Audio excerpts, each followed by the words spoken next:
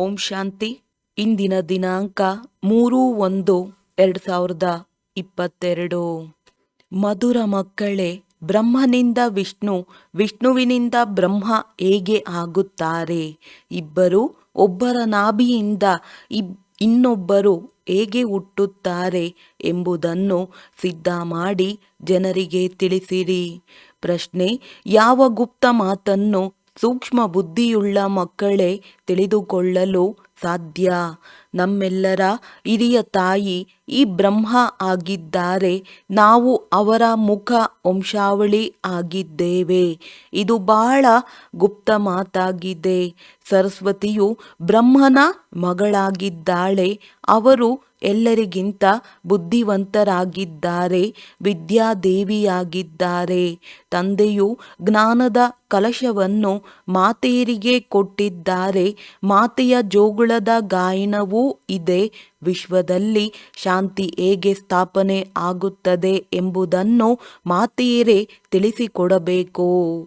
ಗೀತೆ ಭೋಲಾನಾಥನಿಂದ ಭಿನ್ನ. ಓಂ ಶಾಂತಿ. ಕೆಟ್ಟು ಹೋಗಿರುವವರನ್ನು ಸರಿಪಡಿಸುವವರೆಂದು ಅವಶ್ಯವಾಗಿ ಭಗವಂತನಿಗೆ ಹೇಳಲಾಗುತ್ತದೆಯೇ ಹೊರತು ಶಂಕರನಿಗಲ್ಲ. ಅಂಬಿಗನೆಂತಲೂ ಶಿವನಿಗೆ ಹೇಳಲಾಗುವುದೇ ವಿನಃ ಶಂಕರನಿಗಾಗಲಿ ವಿಷ್ಣುವಿಗಾಗಲಿ ಹೇಳಲಾಗುವುದಿಲ್ಲ. ಪರಂಪಿತ ಎಂದು ಹೇಳುವುದರಿಂದ ಬುದ್ಧಿ ನಿರಾಕಾರನ ಕಡೆ ಹೋಗಿಬಿಡುತ್ತದೆ. ತ್ರಿಮೂರ್ತಿಯ ಚಿತ್ರವಂತೂ ಬಹಳ ಪ್ರಸಿದ್ಧಿಯಾಗಿದೆ. ಸರ್ಕಾರದ ರಾಷ್ಟ್ರಮುದ್ರೆಯನ್ನು ಸಹ ಪ್ರಾಣಿಗಳಿಂದ ಮಾಡಲ್ಪಟ್ಟಿದೆ ಹಾಗೂ ಅದರ ಮೇಲೆ ಸತ್ಯಮೇವ ಜಯತೆ ಎಂದು ಬರೆಯಲ್ಪಟ್ಟಿದೆ. ಪ್ರಾಣಿಗಳ ಚಿತ್ರವನ್ನು ಕೊಟ್ಟಿರುವುದರಿಂದ ಅದಕ್ಕೆ ಯಾವುದೇ ಅರ್ಥವಿಲ್ಲದಂತಾಗುತ್ತದೆ. ಸರ್ಕಾರದ ರಾಷ್ಟ್ರಮುದ್ರೆಯ ಅಚ್ಚು ಸೀಲ್ ಸಹ ಇರುತ್ತದೆ. ಯಾವುದೆಲ್ಲ ದೊಡ್ಡ ದೊಡ್ಡ ರಾಜಧಾನಿಗಳಿವೆಯೋ ಅವುಗಳ ರಾಷ್ಟ್ರಮುದ್ರೆ ಇರುತ್ತದೆ. ಭಾರತದಲ್ಲಿ ತ್ರಿಮೂರ್ತಿ ಚಿತ್ರವು ಹೆಸರುವಾಸಿಯಾಗಿದೆ. ಅದರಲ್ಲಿ ಬ್ರಹ್ಮ, ವಿಷ್ಣು, ಶಂಕರರನ್ನು ತೋರಿಸಿದ್ದಾರೆ. ಆದರೆ ಜ್ಞಾನವಿಲ್ಲದ ಕಾರಣ ಶಿವನನ್ನು ತೆಗೆದು ಹಾಕಿದ್ದಾರೆ. ಪರಂಪಿತ ಎನ್ನುವುದರಿಂದ ಬುದ್ಧಿಯು ನಿರಾಕಾರನ ಕಡೆಗೆ ಹೋಗಿಬಿಡುತ್ತದೆ. ಬ್ರಹ್ಮ, ವಿಷ್ಣು, ಶಂಕರರನ್ನು ಪರಂಪಿತ ಎಂದು ಹೇಳುವುದಿಲ್ಲ. ಆತ್ಮಗಳ ಪಿತನನ್ನು ಪರಂಪಿತ ಎನ್ನಲಾಗುತ್ತದೆ. ಅವರಂತೂ ಶ್ರೇಷ್ಠಾತಿ ಶ್ರೇಷ್ಠರಾಗಿದ್ದಾರೆ. ಶ್ರೇಷ್ಠಾತಿ ಶ್ರೇಷ್ಠ ಭಗವಂತನನ್ನೇ ತೋರಿಸುತ್ತಾರೆಯೇ ಹೊರತು ಬ್ರಹ್ಮ, ವಿಷ್ಣು, ಶಂಕರರನ್ನು ಶ್ರೇಷ್ಠಾತಿ ಶ್ರೇಷ್ಠ ಎಂದು ಹೇಳುವುದಿಲ್ಲ. ಶ್ರೇಷ್ಠಾತಿ ಶ್ರೇಷ್ಠ ಒಬ್ಬ ಭಗವಂತನಾಗಿದ್ದಾರೆ. ಇದನ್ನಂತೂ ಎಲ್ಲರೂ ತಿಳಿದುಕೊಂಡಿದ್ದಾರೆ. ಸಿಖ್ ಧರ್ಮದವರು ಸಹ ಅವರ ಮಹಿಮೆ ಮಾಡುತ್ತಾರೆ. ಮನುಷ್ಯರನ್ನು ದೇವತೆಗಳನ್ನಾಗಿ ಒಬ್ಬ ಭಗವಂತನ ಹೊರತಾಗಿ ಬೇರೆ ಯಾರೂ ಮಾಡಲು ಸಾಧ್ಯವಿಲ್ಲವೆಂಬ ಜ್ಞಾನ ಗುರುನಾನಕ್ ರವರೆಗೂ ಇತ್ತು. ಸತ್ಯಯುಗದಲ್ಲಿ ಅವಶ್ಯವಾಗಿ ದೇವತೆಗಳಿರುತ್ತಾರೆ. ಆದರೆ ದೇವತೆಗಳನ್ನು ಪರಮಾತ್ಮನೇ ರಚನೆ ಮಾಡುತ್ತಾರೆ. ಅವರು ದೇವತೆಗಳನ್ನು ಹೇಗೆ ರಚಿಸುತ್ತಾರೆಂಬುದನ್ನು ಯಾರೂ ತಿಳಿದುಕೊಂಡಿಲ್ಲ. ಕೊಳಕಾದ ಬಟ್ಟೆಯನ್ನು ತೊಳೆಯುತ್ತಾರೆಂದು ಮಹಿಮೆ ಮಾಡುತ್ತಾರೆ. ಆದ್ದರಿಂದ ಯಾರು ಪತಿತ ಮನುಷ್ಯರಿದ್ದಾರೋ ಅವರನ್ನೇ ದೇವತೆಯರನ್ನಾಗಿ ಮಾಡಲಾಗುತ್ತದೆ. ಆದರೆ ಯಾವಾಗ ಮಾಡಿದರೆಂಬುದನ್ನು ಸಹ ಬರೆದಿಲ್ಲ. ಅವಶ್ಯವಾಗಿ ಈ ಸಮಯದಲ್ಲಿಯೇ ಪರಮಾತ್ಮ ಮನುಷ್ಯರನ್ನು ದೇವತೆ ಮಾಡಿದರೆಂಬುದನ್ನು ನೀವು ತಿಳಿದಿದ್ದೀರಿ. ಅವರು ಅವಶ್ಯವಾಗಿ ದುರ್ಗತಿಯಿಂದ ಸದ್ಗತಿ ಮಾಡಿರಬೇಕು. ಭ್ರಷ್ಟಾಚಾರಿಗಳನ್ನು ಸಹ ಶ್ರೇಷ್ಠಾಚಾರಿ ಮಾಡಿರಬೇಕು. ಆದ್ದರಿಂದ ಈ ಭಾರತದಲ್ಲಿಯೇ ಶ್ರೇಷ್ಠಾಚಾರಿ ದೇವತೆಗಳಿದ್ದರೆಂಬುದನ್ನು ನೀವು ತಿಳಿಸಿಕೊಡಬಲ್ಲಿರಿ. ಗುರುನಾನಕ್ ಯಾವಾಗ ಸೃಷ್ಟಿಯಲ್ಲಿ ಬಂದರೋ ಆಗ ಭ್ರಷ್ಟಾಚಾರಿ ಪ್ರಪಂಚವೇ ಇತ್ತಲ್ಲವೇ? ಆದ್ದರಿಂದ ಅವರ ಗಾಯನ ಮಾಡುತ್ತಾರೆ. ಲಕ್ಷ್ಮೀ ನಾರಾಯಣರ ಚಿತ್ರವು ಇತ್ತಲ್ಲವೇ. ಅದರ ಜೊತೆಗೆ ಇವರ ಸ್ಪರ್ಧೆ ಕಾಂಪಿಟೇಷನ್ ಆಗುತ್ತದೆ.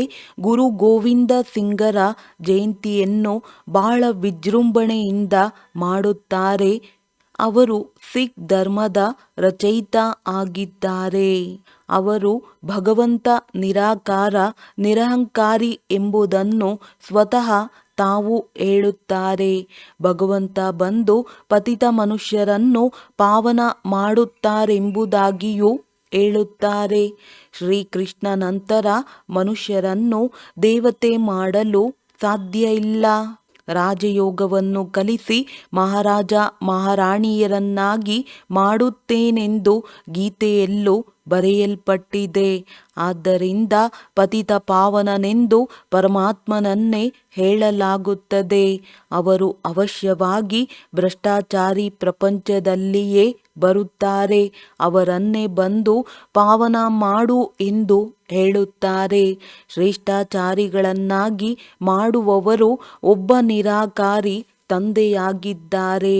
ಶ್ರೇಷ್ಠಾತಿ ಶ್ರೇಷ್ಠ ಭಗವಂತನಾಗಿದ್ದಾರೆ. ನಂತರ ಬ್ರಹ್ಮ ವಿಷ್ಣು ಶಂಕರ ಇವರೂ ಸಹ ಪರಮಾತ್ಮನ ರಚನೆಯಾಗಿದ್ದಾರೆ. ಆದರೆ ಪರಮಾತ್ಮನ ಚಿತ್ರ ಇಲ್ಲವೇ ಇಲ್ಲ. ವಿಷ್ಣುವಿನಿಂದ ಬ್ರಹ್ಮ ಆಗುತ್ತಾರೆ. ಬ್ರಹ್ಮನ ಮೂಲಕ ಸ್ಥಾಪನೆ. ನಂತರ ಅದೇ ಬ್ರಹ್ಮ ಸರಸ್ವತಿಯರೇ ಲಕ್ಷ್ಮೀ ನಾರಾಯಣರಾಗುತ್ತಾರೆ.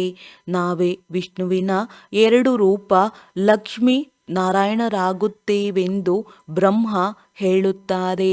ನಂತರ ನಾವೇ ಬ್ರಹ್ಮ ಸರಸ್ವತಿಯರ ಎರಡು ರೂಪವೆಂದು ಲಕ್ಷ್ಮೀ ನಾರಾಯಣ ಹೇಳುತ್ತಾರೆ. ನಾವೇ ದೇವತೆಗಳು. ನಂತರ ಕ್ಷತ್ರಿಯ ವೈಶ್ಯ ಶೂದ್ರರಾಗುತ್ತೇವೆ. ಇದೆಲ್ಲ ತಿಳಿದುಕೊಳ್ಳುವ ಮಾತಾಗಿದೆ.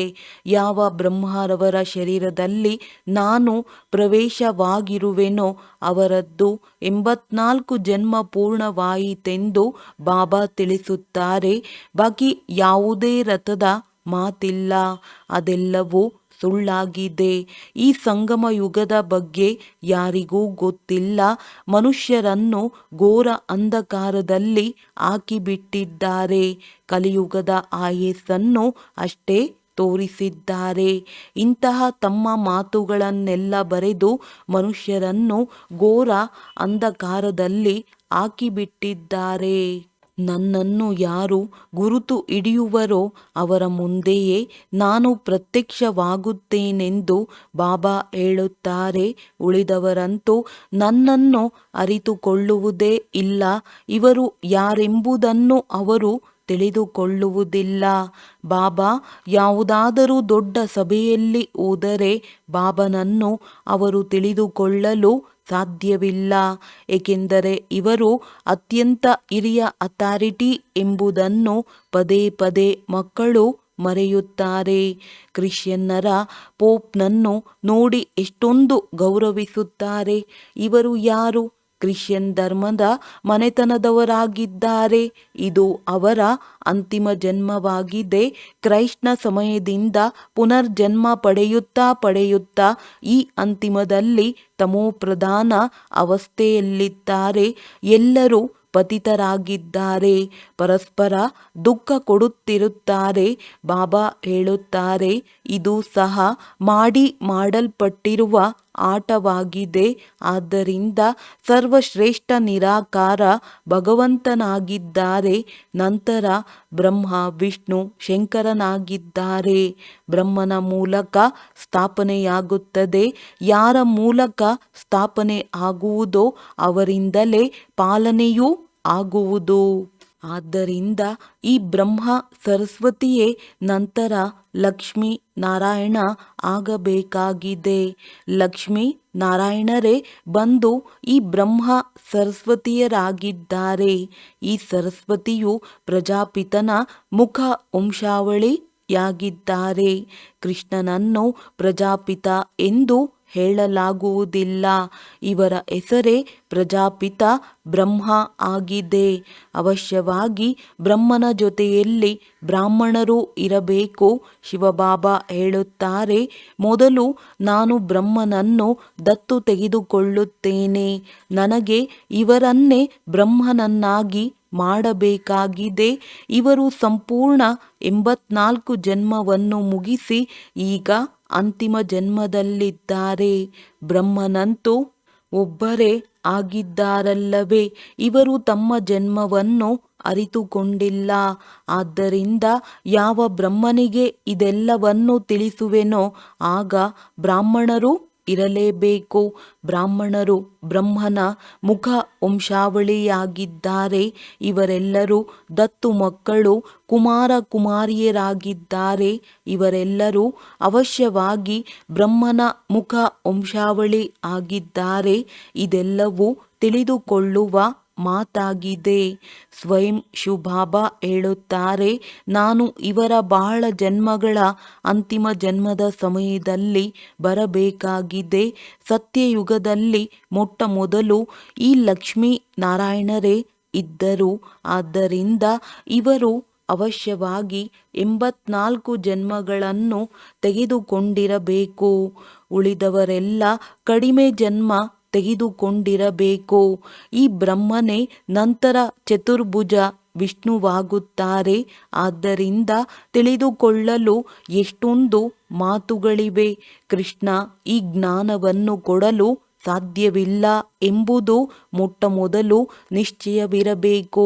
ಒಳ್ಳೆಯದು, ನೀನೇ ಪೂಜ್ಯ, ನೀನೇ ಪೂಜಾರಿ ಎಂದು ಆಡುತ್ತಾರೆ.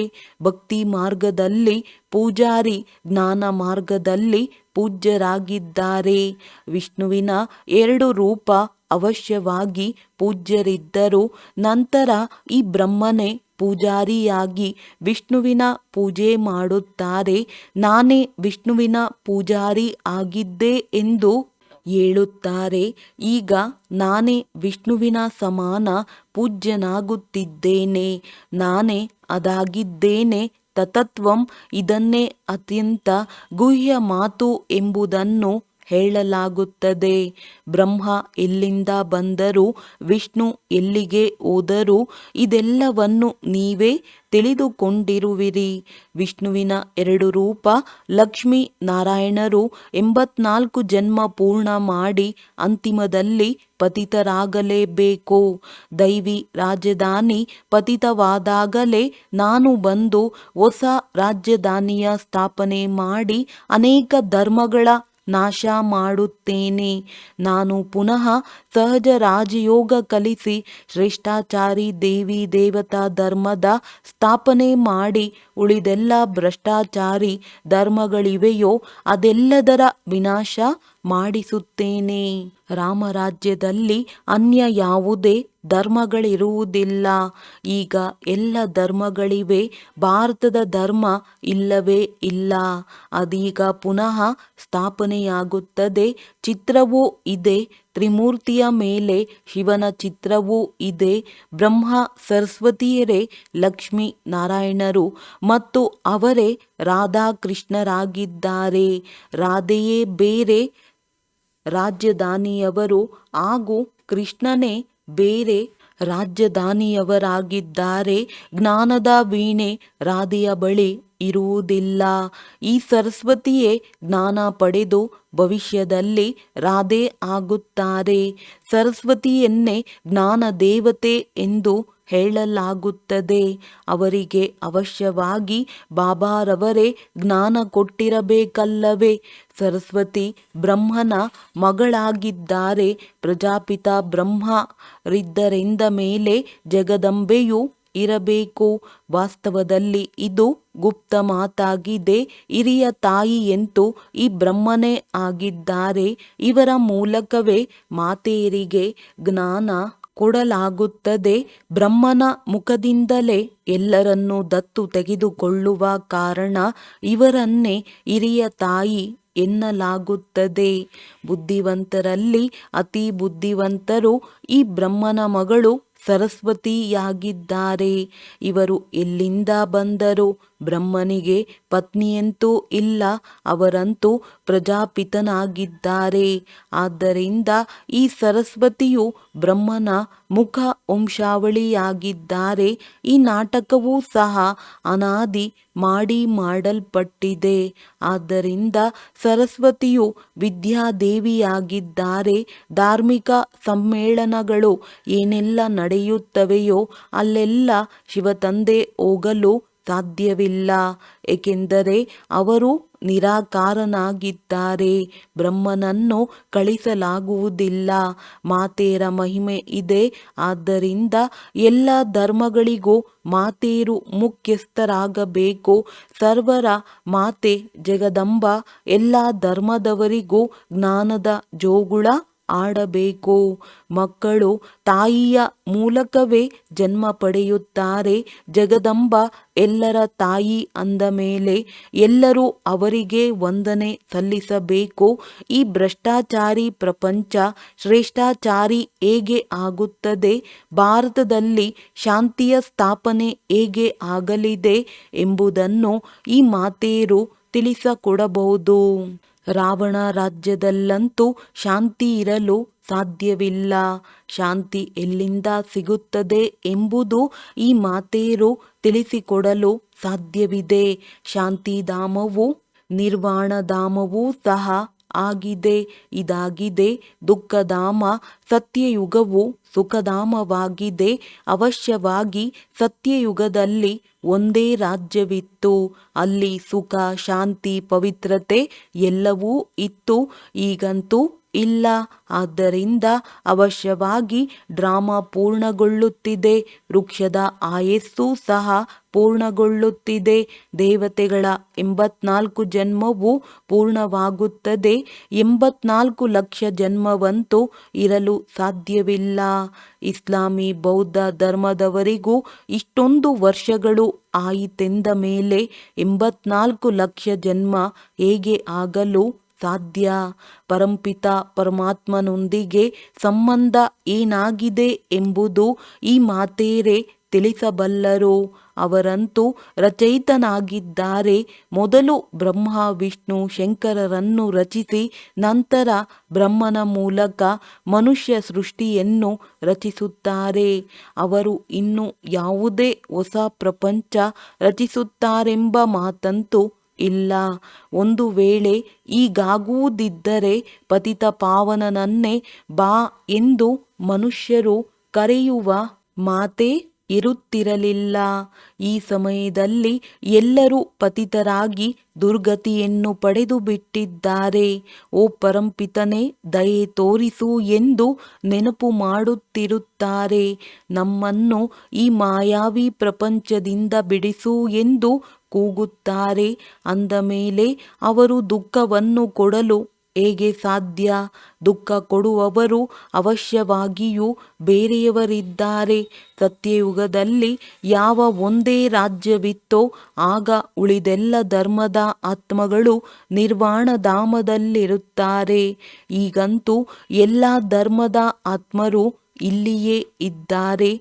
ಆದ್ದರಿಂದ ಪುನಃ ಬಾಬಾರಿಗೆ ಒಂದೇ ಧರ್ಮದ ಸ್ಥಾಪನೆ ಮಾಡಬೇಕಾಗುತ್ತದೆ. ಬ್ರಹ್ಮನ ಮೂಲಕ ಸ್ಥಾಪನೆ ಮಾಡುತ್ತಾರೆ. ನಂತರ ಅದೇ ಬ್ರಹ್ಮ ವಿಷ್ಣುವಾಗುತ್ತಾರೆ. ನಂತರ ವಿಷ್ಣುವಿನ ನಾಭಿಯಿಂದ ಬ್ರಹ್ಮ ಹುಟ್ಟುತ್ತಾರೆ. ಯಾರು ಬ್ರಹ್ಮ ದೇವತೆ ಆಗುವವರಿದ್ದರೋ ಅವರ ಮೂಲಕವೇ ನಾನೀಗ ಕುಳಿತು ಜ್ಞಾನ ಕೊಡುತ್ತೇನೆ. ಬಾಕಿ ಪ್ರಪಂಚದವರು ಏನೆಲ್ಲ ಅನೇಕ ಪ್ರಕಾರದ ಚಿತ್ರ ಮಾಡಿದ್ದಾರೋ ಎಂಬುದೇ ಮುಖ್ಯ ಮಾತಾಗಿದೆ. ವಿಷ್ಣುವಿಗೆ ಪರಂಪಿತ ಪರಮಾತ್ಮ ಜನ್ಮ ಕೊಡುತ್ತಾರೆಂಬುದನ್ನು ತಿಳಿಸಿಕೊಡಬೇಕು. ಹಾಗೂ ಅವರು ಬ್ರಹ್ಮನಿಗೂ ಜನ್ಮ ಕೊಡುತ್ತಾರೆ. ದೇವತೆಗಳು ಸತ್ಯಯುಗದವರಾಗಿದ್ದಾರೆ. ಬ್ರಹ್ಮ ಎಲ್ಲಿಯವರು? ಅವಶ್ಯವಾಗಿ ಕಲಿಯುಗದವರೇ ಆಗಿರಬೇಕಲ್ಲವೇ? ಬಹಳ ಜನ್ಮಗಳ ಅಂತಿಮ ಜನ್ಮ ದೇವತೆಗಳದ್ದೇ ಆಗಿರುತ್ತದೆ. ಯಾರು ಶ್ರೇಷ್ಠಾಚಾರಿಗಳಿದ್ದರೋ ಅವರೇ ಭ್ರಷ್ಟಾಚಾರಿಗಳಾಗಿದ್ದಾರೆ. 2 ಯುಗದಲ್ಲಿ ಸೂರ್ಯವಂಶಿ ಚಂದ್ರವಂಶೀಯರ ರಾಜ್ಯವಿರುತ್ತದೆ. ಲಕ್ಷಾಂತರ ವರ್ಷಗಳ ಮಾತಿಲ್ಲ. ಕ್ರೈಸ್ಟ್ಗೆ 3000 ವರ್ಷಕ್ಕೆ ಮೊದಲು ಸ್ವರ್ಗವಿತ್ತೆಂದು ಹೇಳುತ್ತಾರೆ. ಇವರೆಲ್ಲರೂ ದತ್ತು ಮಕ್ಕಳಾಗಿದ್ದಾರೆ. ಈಗ ವಿನಾಶವಂತೂ ಎದುರಲ್ಲಿ ನಿಂತಿದೆ. ಭ್ರಷ್ಟಾಚಾರಿ ಭಾರತವನ್ನು ಯಾರೂ ಸಹ ಶ್ರೇಷ್ಠಾಚಾರಿ ಮಾಡಲು ಸಾಧ್ಯವಿಲ್ಲ.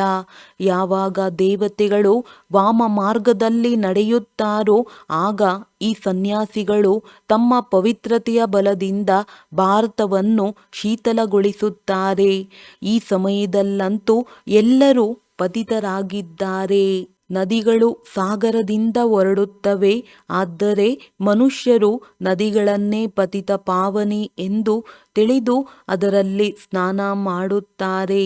ನದಿಗಳಂತೂ ಎಲ್ಲ ಸ್ಥಾನಗಳಲ್ಲೂ ಇವೆ. ನದಿ ಹೇಗೆ ಪತಿತ ಪಾವನಿ ಆಗಲು ಸಾಧ್ಯ? ಪತಿತ ಪಾವನ ಒಬ್ಬನೇ ಪರಂಪಿತ ಪರಮಾತ್ಮನಾಗಿದ್ದಾರೆ. ಮನುಷ್ಯರನ್ನು ಭ್ರಷ್ಟಾಚಾರದಿಂದ ಶ್ರೇಷ್ಠಾಚಾರಿಗಳನ್ನಾಗಿ ಮಾಡಲು ಜ್ಞಾನಗಂಗೆ ಬೇಕಾಗಿದೆ. ಬಾಬಾ ಹೇಳುತ್ತಾರೆ, ನಾನು ಸರ್ವಶಕ್ತಿವಂತನಾಗಿದ್ದೇನೆ. ನನ್ನನ್ನು ನೆನಪು ಮಾಡುವುದರಿಂದಲೇ ಎಲ್ಲ ಪಾಪಕರ್ಮಗಳು ವಿನಾಶವಾಗುತ್ತವೆ. ಒಳ್ಳೆಯದು. ಧಾರಣೆಗಾಗಿ ಮುಖ್ಯ ಸಾರ. ಎಲ್ಲರಿಗಿಂತ ದೊಡ್ಡ ಅಥಾರಿಟಿ ತಂದೆಯಾಗಿದ್ದಾರೆ. ಅವರನ್ನು ಯಥಾರ್ಥವಾಗಿ ಅರಿತು ಗೌರವಿಸಬೇಕಾಗಿದೆ. ಅವರ ಶ್ರೀಮತದಂತೆ ಪೂರ್ಣ ನಡೆಯಬೇಕು.